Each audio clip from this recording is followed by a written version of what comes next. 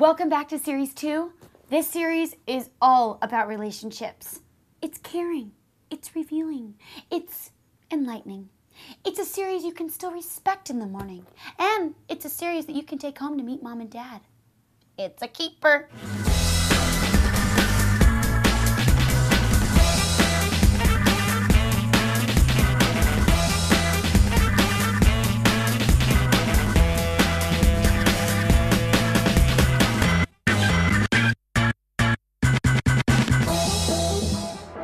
This week, Jillian Harris from The Bachelorette and I dig deeper to find out really what makes relationships work.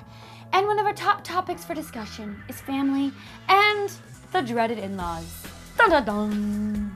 Okay, so do you have any savvy tips or advice on, including in-laws in a process of a relationship or when you're getting married? Anything that our viewers would like? Yeah, it's definitely a fine balance and I think my biggest thing, and I'll probably say this for a lot of tips on how I try to run my life, but is to choose your battles. Savvy tip 1254, choose your battles. This is so true to relationships, family, parenting, you name it. It is impossible to be fighting a battle on every front. If you make a big deal about everything, then you win some battles, but then ultimately you lose the war. You've got to be selective of what you decide is a confrontation. Otherwise, you just become some crazy with no friends. Hey, crazy. Well, we've been so lucky that both of our families are a lot alike. Yeah. They are both, really laid back people, but also very into our lives and our business, and they've always have an opinion and they're very involved. Yeah. But it's great because when they have an issue, my parents will call Ed directly, or his parents will call me directly. What a great tip.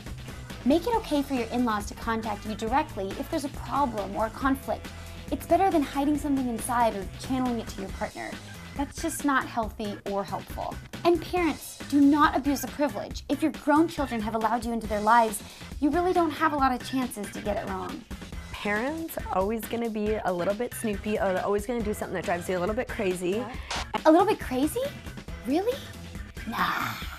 I think parents always sometimes get into your business a little more than you would like, but at least our parents really love us, right? And I think the biggest thing that we've both learned, I think we've both become closer with our families since this all happened. I know that he's certainly become closer with his family.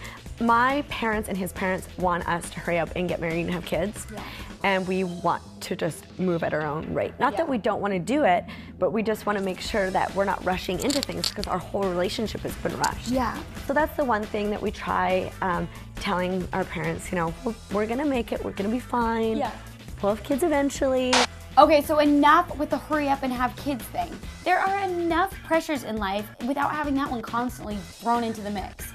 It'll happen. Just let it be. We're going to Hawaii to spend some time with my family, which we really wanted to go on a trip together, saw camera. Savvy tip number 382. Vacationing with your in-laws is a great way to build relationships. Seriously, make it part of your vacation plan. You will build bridges that you didn't even anticipate that you could. And just keep the hot tubbing to a minimum. Because, well, ew.